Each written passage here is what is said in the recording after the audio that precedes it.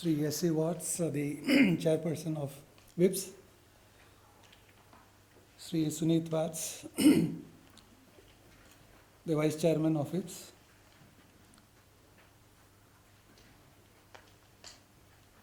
my colleagues, Professor RVR, popularly known as RVR R. Venkata Rao, and TVS, TV Subbarao, the Dean of Faculty of Law, my learned colleagues, my dear young friends, the students of this institution. A very good morning to everyone present here. I don't know whether we have come to good afternoon then. It is indeed a pleasure to be here. This is my second visit to this place. And when I tried to recollect how the family members, both of them, contributed to the growth of this institution, I went back to 1988 when the National Law School was started. We were all married to the NLS family, but we all divorced our private family life.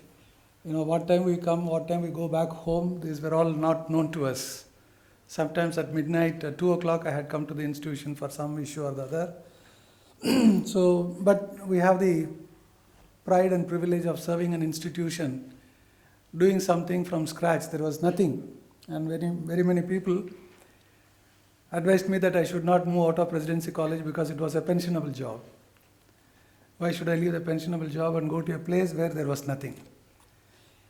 But still, you have to sacrifice something to be someone in this country. And the 8 musketeers who joined the National Law School family together with Dr. Madhav Menon, they're all doing exceedingly well. Of course, we lost one of them last year, Professor Mallar, one among the best teachers I have ever come across, along with Professor Devidas, who is another doyen. Our appreciation of the constitutional law as a course, to a great extent, I would acknowledge the services rendered by my colleagues like Professor Devidas, Professor Mallar, Professor Subbarao, and more than anything else, all my students, the 80 devils, I call them. In each and every class, they used to keep us on our toes. And we used to make them read, understand, come back with questions, and sometimes when we went back to our chambers, they would follow us, forgetting their lunch. They would sit and discuss with us, even if it is 8 o'clock in the night or 9 o'clock, whatever it is. And we were always trying to learn from them and their questioning. And that is why we were able to understand that we are good students of constitutional law, not as good teachers. Because we continue to be good students, because we continue to learn. Before I begin my presentation on this Constitution Day, I would like to ask a question. And the young minds present here, I think any one of them can respond. Even if they are online, they can respond to this question. We all know that 26th November 1949 is the day that we adopted the Constitution. Then why are we celebrating 26th January as a republic? So we have 3 significant days. Independence Day, that I think there is no conflict. But when it comes to the Constitution of India, the preamble is kept, I think everyone has a copy of it at the Fagan. On this 26th day of November 1949, do hereby adopt, enact, and give to ourselves this Constitution. If that is the case, why are we celebrating 26th January as the Republic Day? If you have the answer, please come forward with the answer. Yes, please.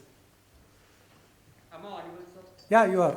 Loud and clear. So, on 26th of January 1929, in the Lahore, no, not exactly the date, but in the 1929 Lahore session, it was decided that we will celebrate Independence Day on 26th of January.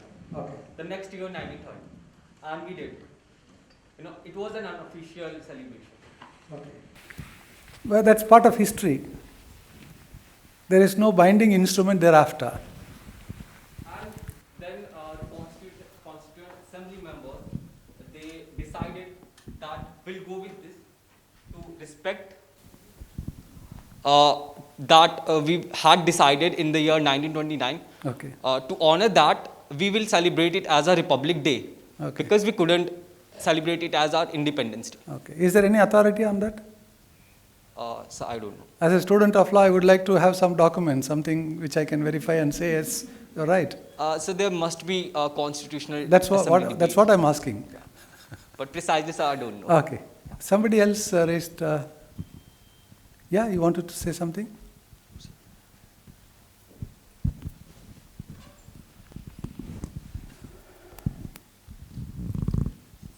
Anybody from online? Yeah. Sir, Yeah, please. it came into force on 26 Jan 1950, Which came into force? the Constitution. Yeah. Where is the document? What is the authority? Your statement is right. My question is not on the statement. I also told you that 26th January we are celebrating as Republic Day. What is the authority? Legal authority which will satisfy my quest for knowledge. Anybody from online, if they are able to communicate?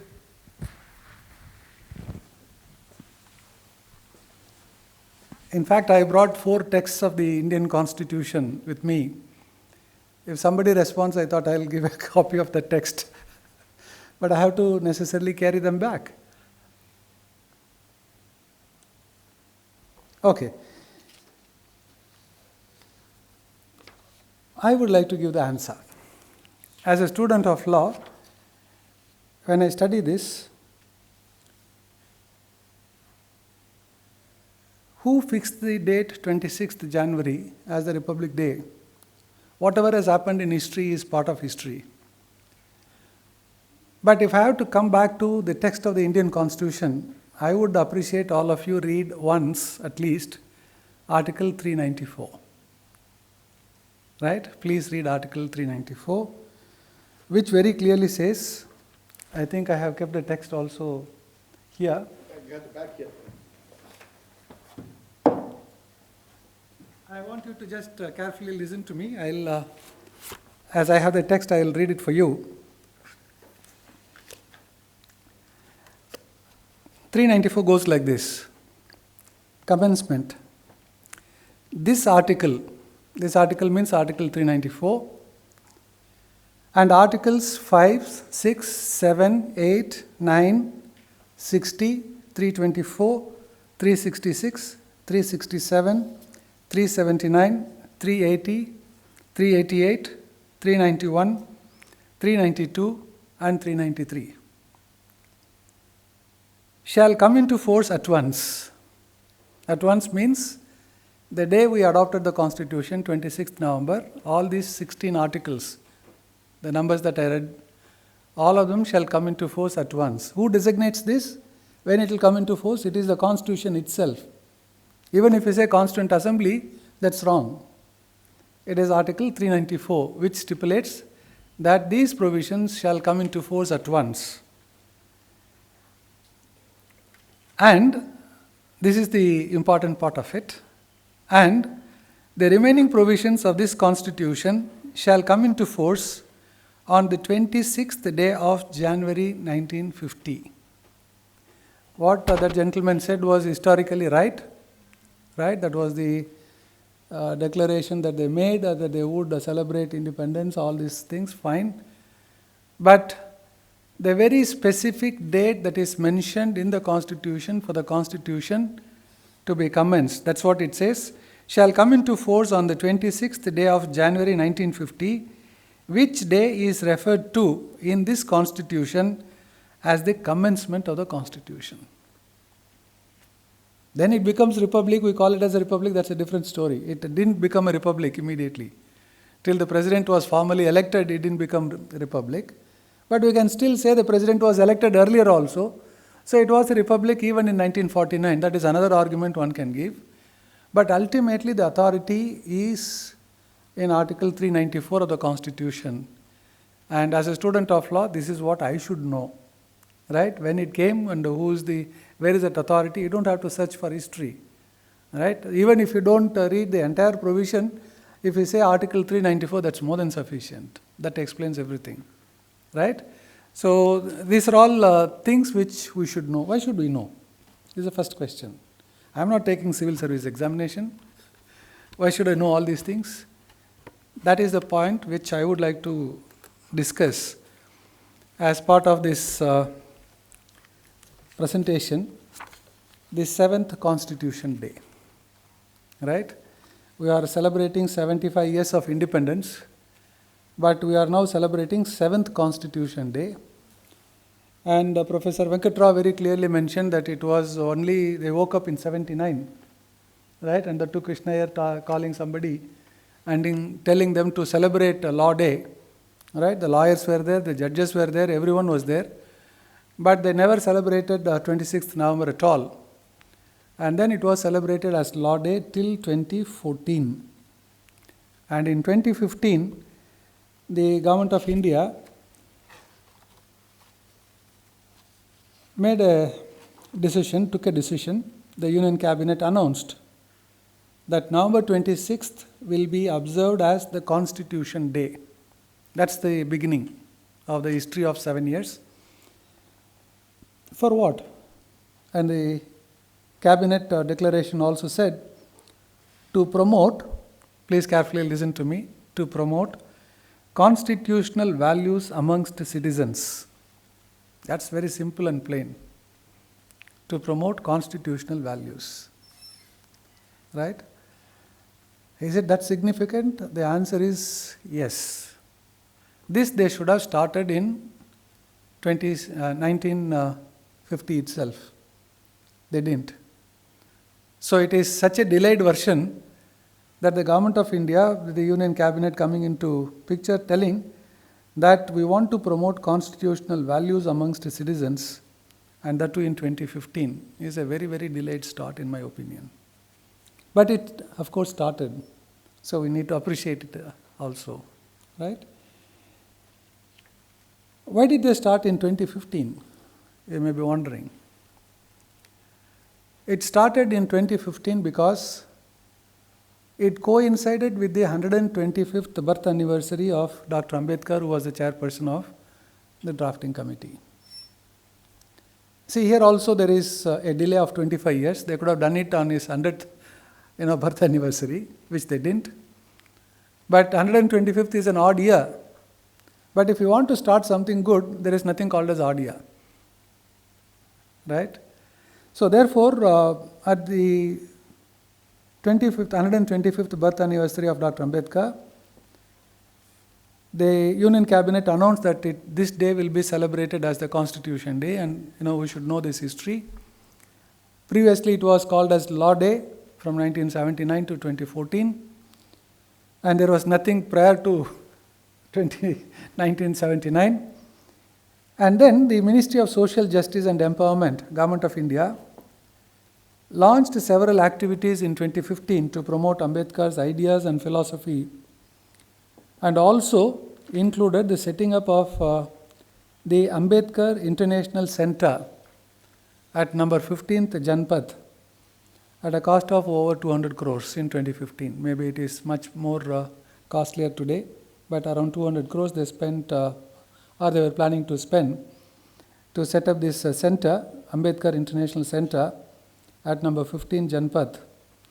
And the government formally notified that November 26th as Constitution Day, which is nothing but a simple, plain tribute to Dr. Ambedkar. Right? That is the notion through which it has come into picture.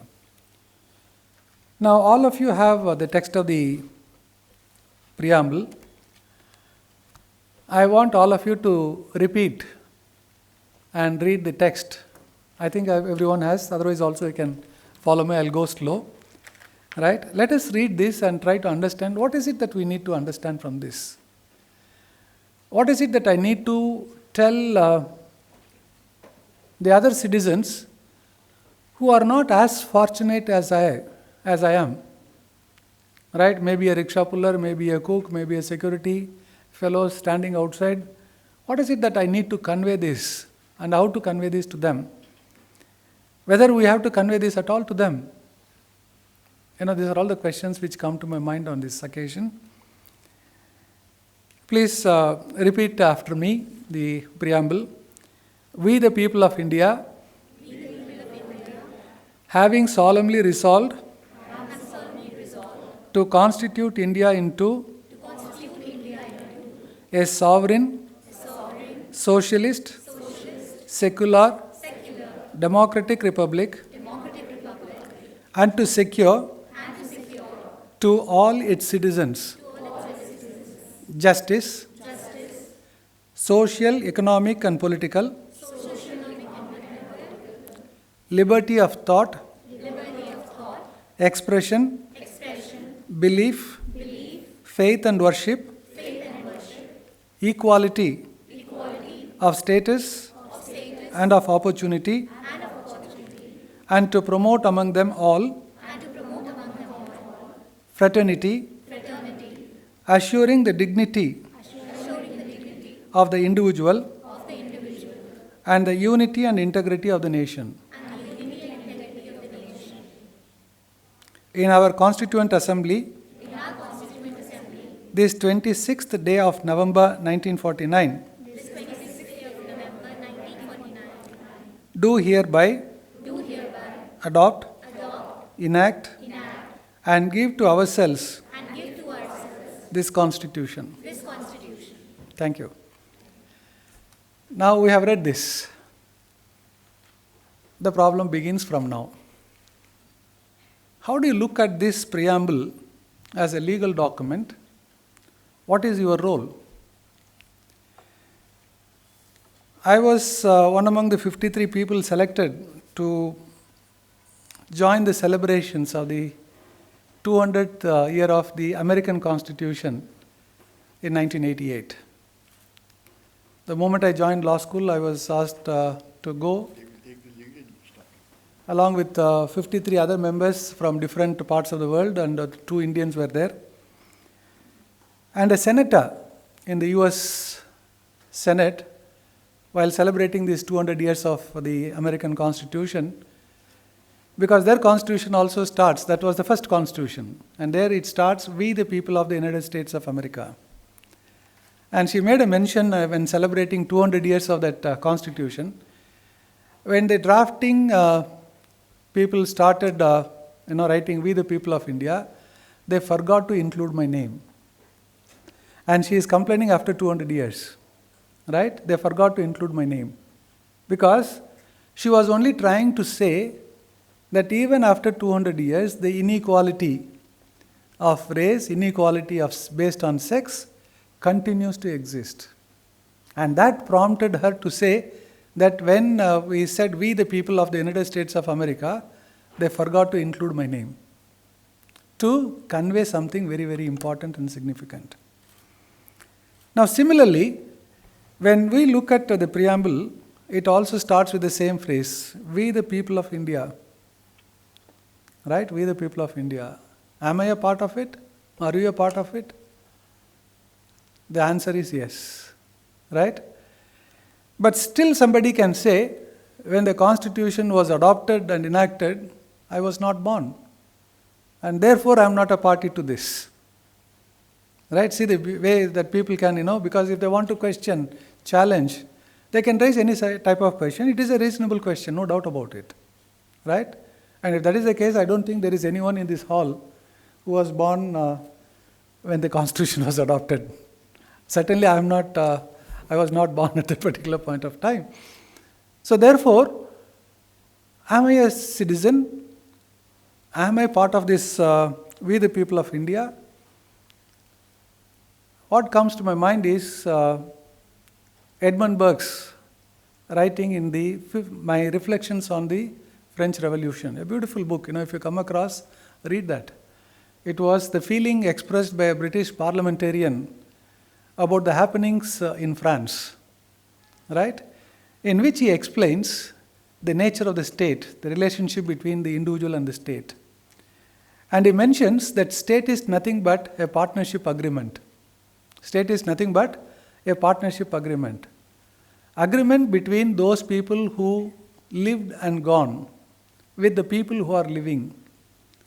And those who are living with the people who are yet to come in. See, beautiful. It is an ongoing exercise. Those people who lived and gone with those who are living in, and those people who are living today with those who are likely to come. It's a partnership agreement. So it's a continuous partnership. Whether you are born yesterday or day before, that is immaterial. We all belong to this slogan called "We the People of India." Right? And therefore, when you are born, you get a birth certificate, and then when somebody dies, they also get a certificate from the state. That is the involvement in which this partnership grows from day to day. Right? Therefore, "We the People of India" has a meaning. I look at it as not necessarily a legal document, right? Not as a political document, not as a social document, but something which binds the people as a partnership document. And therefore, we have certain obligations to perform. Now, all these things that you see in the preamble, equality, justice, right, liberty, fraternity, these things cannot be given by the state at all. Think about it. Can the state provide equality? It cannot discriminate. You can impose a condition. But can it, in a platter, provide you, this is equality, please take it? Can it provide justice? Can it provide liberty of thought? I don't think so. These are all things which we have to imbibe. It is for each and every citizen of this country, if they want to enjoy justice, before they cause injustice to others, they should think twice. Am I doing something which is important, which is just? If I do injustice always, can I expect justice from others? And if I can expect justice from the Constitution, then there is absolutely no chance. So therefore, every word used in the preamble is not necessarily directed towards the state. In my opinion, it is directed towards each and every citizen, we the people of India. And then to say fraternity.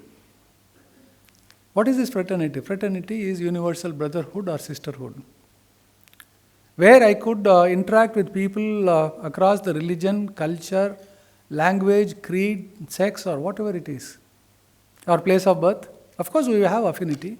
If somebody comes and speaks to me in Kannada or Tamil or Telugu, I tend to speak to them little more, intimately. Why? These are feelings, feeling of oneness. But fraternity goes beyond that. Fraternity goes beyond that. And therefore, if that fraternity, for what purpose? To assure, Professor Venkatrao said that there is fraternity as the most important word. This is how every teacher differs. For me, the most important word or phrase in the preamble is only one, that is dignity. I would consider fraternity assuring the dignity of individuals, not even citizens. Initially, it uses the phrase citizens.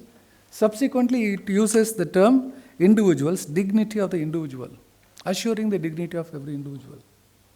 And that dignity is what keeps us as human beings. And that dignity which distinguishes us from the animals or the animal behavior, right, of the individual. And that fraternity promotes with dignity the unity and integrity of the nation. So slowly it is a building, brick after brick, you build it to create a nation that is called India, right? And finally, to conclude on preamble and to begin my lecture, I would like to just invite your attention. In our Constituent Assembly, they didn't say in the Constituent Assembly. They see the language, every word. If you read it little carefully, you will understand the implications better. In our Constituent Assembly, this 26th day of November 1949, do hereby adopt, enact, and to give ourselves. It is not the Constituent Assembly which gave the Constitution to us. It is we the people of India, we drafted it, we adopted it, we enacted it, and we have given it to ourselves. That is the beauty. To ourselves, this Constitution. See what a beautiful meaning it has, provided you read it. And if you try to read it only for the examination purposes, whether it is part of the Constitution or not, the Supreme Court said this, Supreme Court said that I think any lawyer can easily learn. And today, the Google Baba at your disposal, you can just search and then do something very significant. But internalizing the values of the Constitution is very, very important for every one of us. Once you internalize those values, and that is why I tell my officers in the law school, wherever I went, a subordinate worker, I would like to be a subordinate officer where I don't want to be supervised. Right? Where I don't want to be supervised. Why? I have internalized my value as to what is expected of me. And therefore, I don't want any supervisor. And similarly, I don't want to be a supervisor for anybody else, if only they are able to do their job on their own values and understanding. If that perfect situation emerges, then I think our country would have been much, much stronger, much, as powerful than what the US or China put together today is. And that is what is missing. Right? What is the reason? After saying that this is the Constitution Day, the realization coming in 2015, I similarly delivered a lecture in Odisha when they were celebrating 50 years of Republic, right, in 2000. And thereafter I was speaking about this wherever I went, including my classes in constitutional law, that the Constitution is today, I can, before I say anything, I would rather say, Constitution of India is one among the very well drafted, beautiful document, one among the best constitutions that I have come across. I also taught a couple of courses like comparative constitutional law, comparative governments in political science, so on and so forth. I have read around 14, 15 leading constitutions of the world.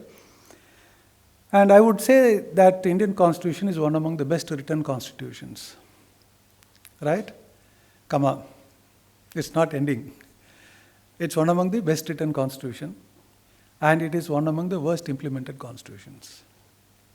There is a world of difference.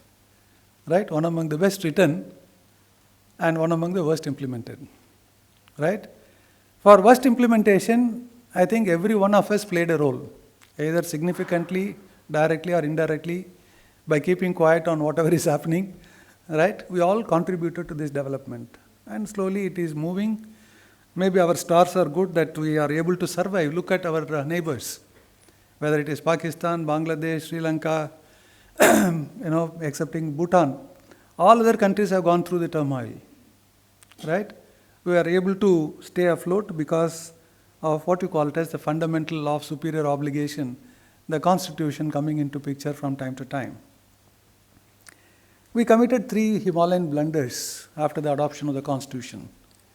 The youngsters, please make a note of this. Why do you call them as Himalayan blunders? Because of the late start and our inability to look at it. And even when you attend the classes as if that you are only clearing the examination rather than internalizing what you are supposed to internalize. Right? You change the gear and say, I don't want to go for the examination, but I want to internalize, understand everything. You will be one among the best students. Right? It is the fear of examination which grips us, which compels us to do all these things. 3 Himalayan blunders, as I could understand as a student of constitutional law, that I could identify. The first one is we drafted the lengthiest constitution in the world. Right? 395 articles, 8 schedules then, now it is 12. Right? 105 amendments. The Americans, 1789 to present, 34 years, they have amended the constitution only 18 times, resulting in around 27 amendments. Right? But we have amended the Constitution itself 105 times in less than 70 years. Or 72 years maybe. Right? So it is a large document, and one amendment, the 42nd Amendment, is lengthier than the American Constitution. Right? Then you can imagine. So we have been time and again changing these provisions. We have to understand those. the judgment given by the court, so on and so forth. If you ask this question, is it a Himalayan blunder because it's the lengthiest constitution? I need to tell you one more example also. Yet another constitution drafted a lengthier constitution than that of India, right? In 1970s. And today it is not in the world political map of, contemporary world. Yugoslavia. They drafted much lengthier constitution, right? So it is nothing to do with the length and breadth of the constitution. With 7 articles in the American Constitution, it is the most powerful country in the world. It is how the people operate it, right? That makes the Constitution even more powerful. And therefore, lengthiest Constitution itself is not a blunder. Then why did you call this as the first blunder? Standing alone, it is not a blunder. But when you read the second one, it also becomes a blunder. What is the second one? The second one is, after writing the lengthiest Constitution, we have not read it. Right? When I say we have not read it, to the teachers and the students of law in constitutional law classes, I think possibly you would have seen Pandey, right? Or maybe some other Maineni, right? But in National Law School, Bangalore, Professor Subbarao contributed a lot. The reading material is the text of the Indian Constitution. Is the text of the Indian Constitution. I don't know whether he has implemented the same here as well, right? If not, I would request him to do that. Right? I am calling it as a text of the Constitution because many private printers, they call it as Constitution Bare Act. It is not Bare Act. There is a world of difference between Bare Act and the bare text. It is a fundamental law of superior obligation. All other laws are subject to this. So therefore, we have not read it. That is the greatest blunder that we have committed. Is there a proof? Yes, of course. I can take only 1 minute to prove it. When the Constitution came into picture, the population was around 33-34 crores, right? And with the 65 to 70 or more than 70% illiterates. For them, the Constitution means nothing. And they don't understand and they don't want to understand also. The same situation continued in Northeast in 1986. I also teach, in those days, the cartoons, published in the Indian Express and other newspapers, I used to save them and make them as transparencies and project it in the overhead projector at times. That was the very good technology-based teaching, in those days, 80s. So I kept this cartoon. The cartoon was a political leader, a minister, going to Northeast. The chopper was parked somewhere. And the people, the tribal people were dancing, right? And they were singing a song. The song that they were singing, as in the paper it was reported, is "Long Live the Queen." So they were not even aware of the fact in 1986 that India got independence. So to read the Constitution, right, dur ki baat hai. When they don't even know that we got independence, right, still they were singing "Long Live the Queen." So asking them to look at the Constitution is so 70% illiterate, and even today in 2021, if we take from Chief Justice of India to all the judges of the High Court, lower courts, all the teachers, students, researchers, advocates enrolled, actively practicing, inactively non-existing, all the lawyers put together, they don't even form 1% of the Indian population. And engineers, doctors, they don't even bother about the Constitution. And what is the meaning of "We the People of India"? This is what I want to ask. So if you have a legal literacy program or legal aid, I would appreciate if it is your target that you have to go to school and tell them what this "We the People of India" would mean.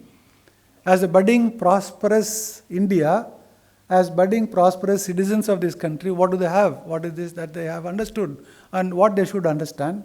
If you are able to educate, I think in the next 25 to 30 years, we may accomplish something. Or maybe we can speed it up when you use the information and communication technology in propagating how each and every citizen should know not only the rights but also the duties. Now look at some time ago, India flourishes on its ancient wisdom, knowledge, culture, right? Indian society was purely based on duties. You know, it is Pitru Rina, Matru Rina, Deva Rina. I think they are all giving obligation towards each other. Not even a single right you will come across. And in 1834, Thomas Hill Green, who delivered a lecture and got published as a book on lectures on political obligation, very beautifully pictures this Indian culture and says, in the discharge, please carefully listen to me. This is not what I have said, it is what T.H. Green has said.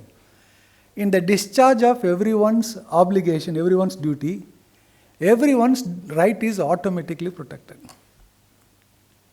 See, one small statement. In the discharge of everyone's duty, everyone's right is automatically protected. And today we are willing to fight for our rights, never even bother about our duties. We are willing to go and sit on the road. We are not bothered about the ambulance which is waiting with a pregnant woman to go to the hospital for delivery. We are at least bothered about it. Then we the people has no meaning. Right? C.E.M. Joad, a political philosopher, as a student of political science I have observed it. He said, what is the limit of, is the right absolute?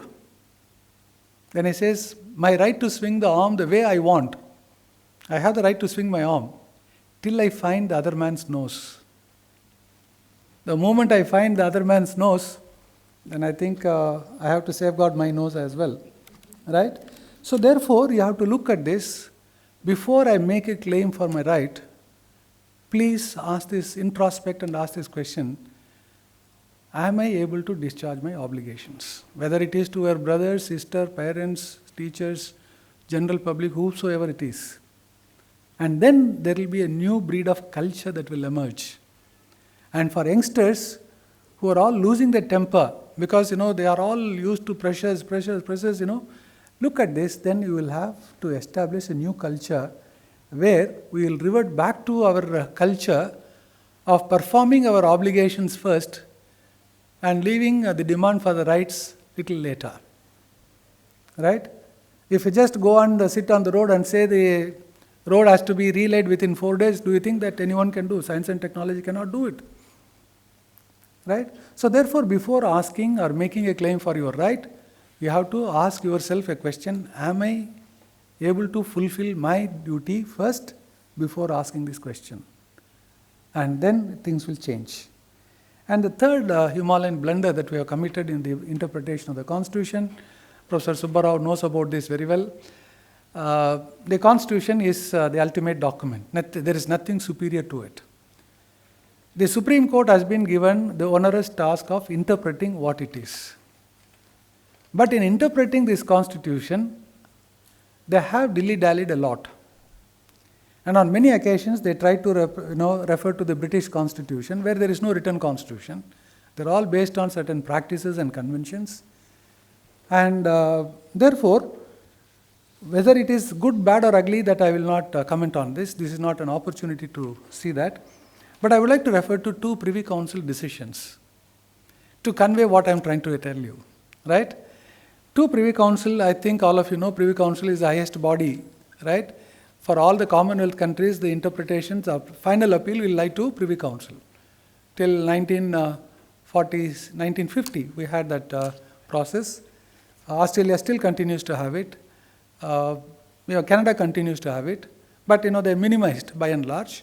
But the Privy Council, way back in 1918, in Attorney General Ontario versus Attorney General of Canada, 1918 judgment of the Privy Council, only one liner. I am not going to say the facts, figures, nothing. But the crux of it, because if at all I have to learn something from this judgment, and I wanted to convey this to you, only one sentence. If the text is explicit, the text is conclusive. Right? If the text is explicit, the text is conclusive. For example, if I want to use a washroom, there is a board which says she.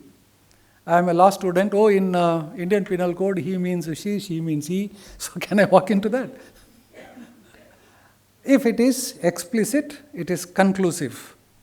Alike, in what it directs, and what it forbids. What a beautiful, laden with ideas, and the word of English, these words of English, convey lot many things which we are not able to even digest. I once again read this. I enjoy reading it as many times as possible. Right? If the text is explicit, the text means the text of the Constitution. If the text is explicit, the text is conclusive, alike in what it directs and what it forbids. Way back in 1918, we have not learned the lesson at all. Therefore, we have a different Constitution in writing, we have different Constitution in the working, and different Constitution as we understand and speak. And therefore, they don't go together. This is the third blunder, that we try to impose some of the constitutional conventions of Great Britain, right? I don't know whether we really got independence. When I look at some of the judgments, that in England, just they leave all the Indian constitutional provisions. In England it happens, so therefore in India it should also happen. Got into look into the text of the Constitution? No.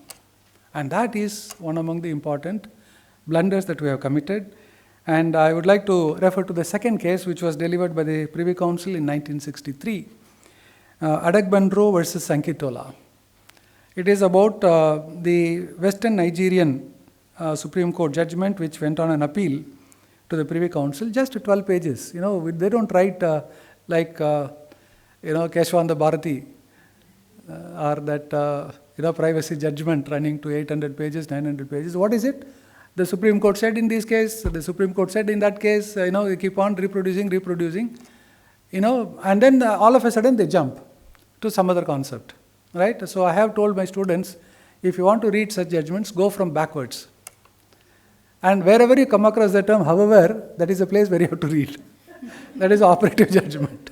This is only a trick of the trade. It's not that you have to do this, but I think on many occasions it will be very handy, right? In this case, the Privy Council refers to Lord Bryce's statement, and I would like to, independent of the judgment, I would like to refer to this, about the nature of the British Constitution. British Constitution works by a body of understandings which no writer can formulate. This is a statement of Lord Bryce, who is also in political science, we teach Lord Bryce. No political writer can formulate. It's a huge volume of practice followed from time immemorial. Right? And therefore, you cannot capture everything in writing and say this is the British Constitution. When we have captured the Indian Constitution, or here the case of Nigerian Constitution, they have captured them. What is to be given? That is the fundamental law. And therefore, the Privy Council went on to say, whereas the Constitution of Western Nigeria is now contained in a written instrument, in which it has been sought to formulate with precision, because conventions are vague. They are not written down, they are not codified. Written texts are codified, and therefore they are, with precision, the powers and duties of various agencies that it holds in balance. The instrument now stands in its own right, and while it may well be useful, see the language. These are British judges talking about British Constitution, right? Trying to save the Nigerian Constitution, and they are saying, while it may well be useful on occasions to draw on British practice or doctrine in interpreting a doubtful phrase. I gave you the example, he or she, women or men's toilet. They are all very clear, isn't it? I don't think any interpretation is required. They are self-explanatory, right? And that is why they say, if they are to interpret some doubtful phrase, whose origin can be traced to English Constitution. If it is doubtful, then you may refer to. Not it is binding, but you may refer to. Similarly, you can also refer to the Constitution of Australia or the US, where the federal issues are involved. Right? In India, where the federal issues are involved, we refer to the English Constitution, where they don't understand ABC of federalism. Right? But still we refer to British Constitution.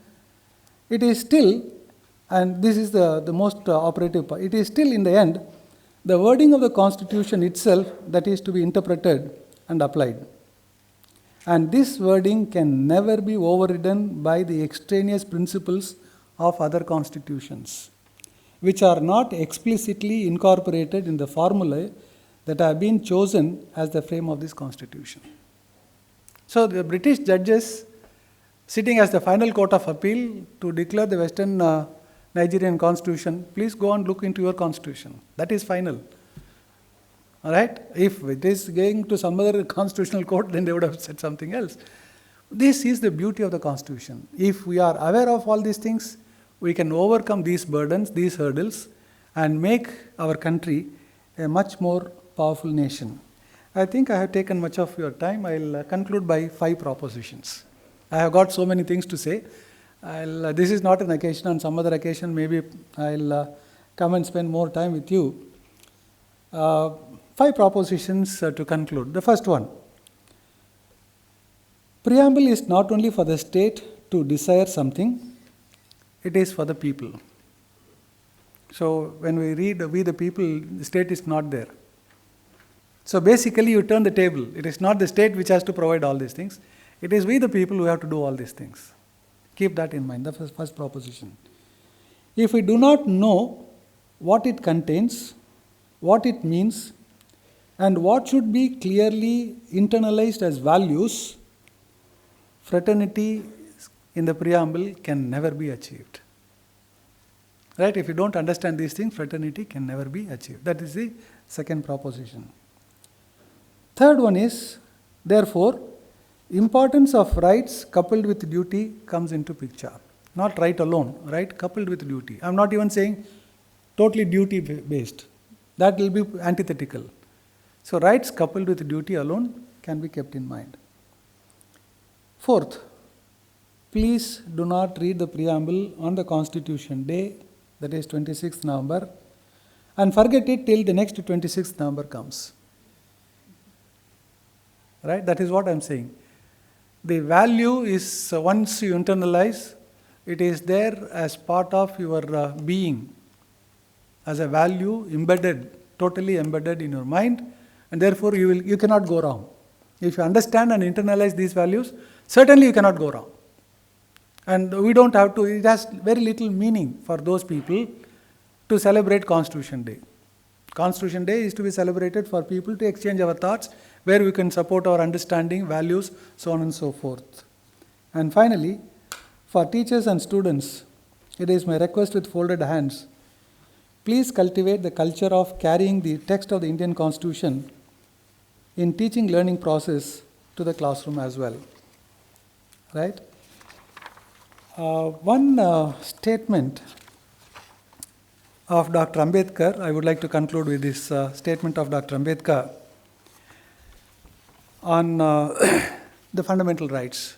When somebody asks the question, which is the most important part of the Indian Constitution, we refer to Article 32, which distinguishes the Indian fundamental rights from that of the Americans. In America, if at all your fundamental right or the rights given under the Constitution is violated, only on second appeal you can go to the Supreme Court, the Federal Supreme Court. Whereas in India, if your fundamental right is violated, you can directly knock on the doors of the Supreme Court under Article 32 or 226 to the High Court. So the ability, the right to approach the Supreme Court at the first instance cannot be seen in very many constitutions. And that he calls it as the most important part of the Constitution. Having said that, he also made a mention, I thought I will just read out these 2 paragraphs of his statement. Right? In the Constituent Assembly, Dr. Ambedkar said, the criticism in so far as it seeks to disturb the fundamental rights from distinguish the fundamental rights from non-fundamental rights is not sound. It is incorrect to say that fundamental rights are absolute, while non-fundamental rights are not absolute. The real distinction between the two is that non-fundamental rights are created by agreement between parties, while fundamental rights are the gifts of the law. Because fundamental rights are the gifts of the law, the fundamental rights are gifts of the state. If does not follow that state, cannot qualify them. And went on to say, in certain cases where, for instance, the state's very life is in jeopardy, those rights must be subject to certain amount of limitation. This is what is said in the Constituent Assembly. You please look at it, whether it is some I don't want to even name the examples, right? So please look at it. Where the state's very life is in jeopardy, those rights must be subjected to certain amount of limitation. Consequently, the superior rights of the state to protect itself in times of emergency so that it may live to discharge its functions in order that the individual under the aegis of the state may develop must be guaranteed as safely as rights of an individual. So it is not that the right is always absolute. Every right has limitation, right? And let us keep that in mind, modulate our rights, improve our duties or obligations slowly but steadily in the years to come so that we excel in whatever little we do. Thank you very much for the wonderful opportunity you have given to share a few thoughts of mine on this occasion.